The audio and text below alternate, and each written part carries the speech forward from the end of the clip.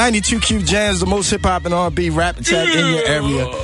In the building right now. Yeah. G-Unit in the building. Yeah. Controversial. Lloyd Banks, man. PLK. Banks. Tony Yayo. Yayo in the building. Most hated, and I love it. You think so? Yeah. You think y'all the most hated? I know so. I know so. It ain't no think so. It's like hating the Yankees, right? It's like, because they winning. Yeah. It's just hating the hate, man. I really don't understand it. I just think that we're one of the rare things in hip hop that stayed the same. You know what I'm saying? And we came up from the street. We got a lot of principles and morals we follow. You know, and I just think that everybody else is changing. So it looks like we just agree to disagree. Like we just want to be the troublemakers, but it's not that. It's just everybody else is finding different and corny ways to handle their situations. They be political, and the whole industry is political. But don't you think, since you guys have been in it for so long, and been doing, been winning for so long, that a lot of times they would like to find, a lot of record companies would like to find an artist that are not as shabby and up on the game as you guys are? Most definitely. And then they get 360 deals and things of that nature, where they taking pieces of your publishing, your touring, your merchandising, and everything else. That's a no-go. Like, me and Banks was never like, the deals that we signed previously, like, we was never in no 360 deal. That's how much the game changed in the past, like, year and a half, 2 years. Since he dropped Rotten Apple from Hunger for More, the game changed, right? Totally different. So it's like 360 deal, you giving somebody your show money. Then you want my merchandising too. So if shirts be sold, you want my shirts, money of my merchandising, and you want some of my pub. Right. Jesus. For some of the artists, it works though, because you got artists out there who can only make one record, so that ringtone thing is for them. You know what I mean? But if you have an artist that can put together a complete body of work, with 16, songs on there that's quality behind it, then I think they just deserve a little more. Now y'all got that album about to drop. Yeah, TOS. Tuesday, right? Yeah, July 1st. On site. How y'all feel about the album? Is it something that y'all feel like is heat? And I feel it's the hottest thing. It's going to be the hottest thing this summer. Yeah. Right. It is, hands down. All right. Period. What's the promotional outlook for it? I mean, you guys gonna be touring. The promotional outlet, we touring, we doing radio with you. Like, we just bouncing around doing radio. And this is 50.com also. Yeah, this is 50.com. They get a chance to see what we do step by step, including the mixtape material. It's just about being consistent and putting records out there. Like, even if you look at what Lil Wayne just did, and that's because he was heard consistently, like, over the past 3 years, like, whether it was his record or not. Right. Usher, on the other hand, he just came off of doing 10 million. Right. He came back, had the #1 record on all formats, and did like 450, half of what. That's because sometimes you can't just go away for 2 years and think that you got the same momentum. Yeah, exactly. The game changed, so now you got to just... You gotta change. Keep coming out. You're as good as the last time we heard you, but if we heard you 3 years ago, right, and we hearing all the stuff in the meantime, you know how to go. You can't take them hiatus. You know what it is, man. We got the album right here, man. Let's run through a couple cuts, man. Straight out of Southside. Yeah. Oh man, rest in peace to Sean Bell on that one. That's a tribute to Sean Bell right there. Oh, okay. Let's get into that. Piano Man, Close to Me, and Rider Part 2. We're gonna go into those 4. All right, that's what's up. All right, y'all know what it is, man. It's Rap Attack. If you a hip hop, this is your show. Yeah. Rap attack. I don't know what the y'all been doing, but this what they want. I like to give a R.I.P. in advance to all my enemies. Die quick, straight out of Southside. Crazy motherfucker, they think my trip I come for your head. 92Q Jams, the most hip hop and R&B rap attack in your area. Super DJ Big L, myself, Raw Mad Flavor. In the building right now.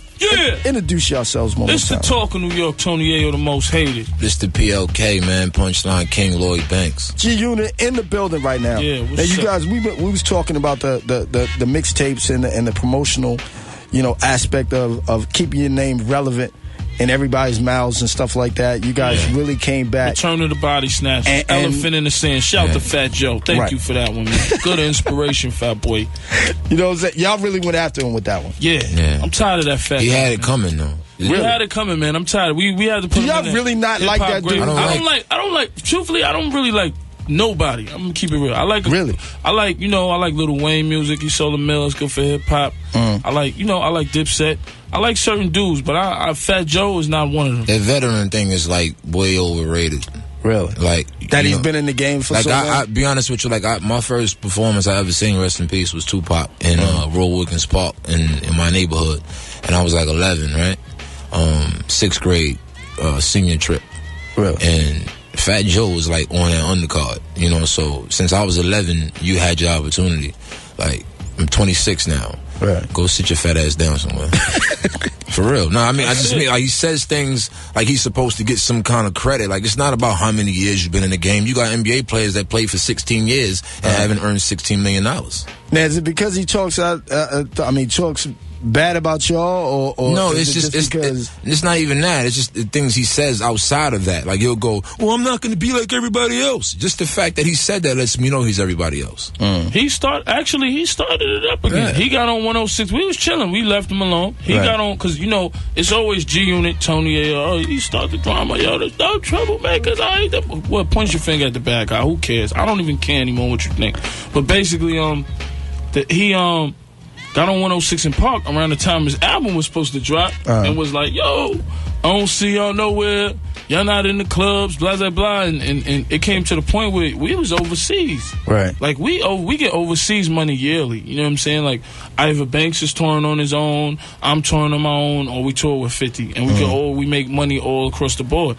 So I don't have time to be in Club Lotus or something on Mars because I'm making money. Right. And if not, I was learned you got to get paid. Like walkthroughs, you can make anywhere from 7,000, 8,000 to 10,000 a walkthrough, right? So that's how we was taught. So I don't see y'all nowhere, and we just jumped on them, man. Tired of you talking. You get on 106. See, dudes want to get at you when it's time for their album to come, so they can have something to. And the new guy y'all was talking about was T.I., right? Was that a situation or just what happened? No, that's kind of like that happened. That's it's like there. Weird. Like what happened with that situation? I don't know what happened with that situation. I mean, me knowing the Fed guidelines, I really don't know what happened with that situation. Right, but how did he get out? I was in the Fed. How did he get out of it? They opened the gate. I know for the charges they was trying to give me for smacking. They said I smacked game manager. Right. Son, Lil Rosemont. Yeah, they said I smacked him, but I beat it. They was trying to give me a year for that. Really? So I know if I get knocked with 9 machine guns, I'm gone. You get knocked with 1 machine gun. And this is my thing because I'm not. I don't know, man. I just know the Fed guidelines. I've been knocked with a gun. I did a hard 24 before, like 24 hours. All right. I'm not a dude that knows. You know what I'm saying? Right, I've been in so jail. Imagine a nigga hit you with 24 years. Right. So I'm like, What are you guys saying that possibly he could have done? This is what I'm telling you. Okay. I'm telling you, by Fed guidelines, I just don't. Like, I don't feel like it because I don't feel like it was a shot at him. I just feel like it was a weird situation. Right. Yeah, you know what I mean? Like, because they were trying to. It's a big situation. They gave Prodigy 3.5 years for a little gun like this. You know what I mean? They was gonna give me a year for saying I smacked a little kid, which I didn't. You know what I'm saying? And you know what I mean? It's just crazy. Now machine guns. You're doing a mandatory 3 for a pistol in New York. Man. Yeah, that's like a lot of fight power to just do a year. And the Fed guidelines is just and to be on probation and all that, like have prior convictions. So if I'm not mistaken, Yo got a year. And he's got to do community service and speak to a lot of little kids. And that just is not the way it works. I don't know. I never heard of that. I'll be honest. That's his plea. Like, I never heard of it. You know what I mean? All right, y'all know what it is. Bad about him, but they're positive to everybody, though. You know what I'm saying? Right. When you make the choice to be public property, whether you're an artist or entertainer, whatever you do, people gonna talk about it. Bottom line, can't nothing happen if you get into it with your baby moms, or you get into it with your moms or whoever. Property. That's gonna be in the paper. You got to explain that. Because I didn't take it as like you guys had a problem with T.I. How did you look at it? Though? I looked at it because if it was any other entertainer, you would have said something. No. I thought he was gone. I just thought he was gone. I mean, when I looked at the case and I seen the caliber of weapons like a Bushmaster, 100-shot clip, a MAC-10 silencer. I mean, I've been in the feds. They locked me up for 4 months and did 2 years probation for a fake passport. Right. Yeah. So I mean, he's only doing like for a fake passport. That's what I got locked up for. You know what I'm saying? Because after 9/11, that was a federal crime. Right. And I did state time too. You understand what I'm saying? So it's like I just don't understand. Like a Bushmaster, right?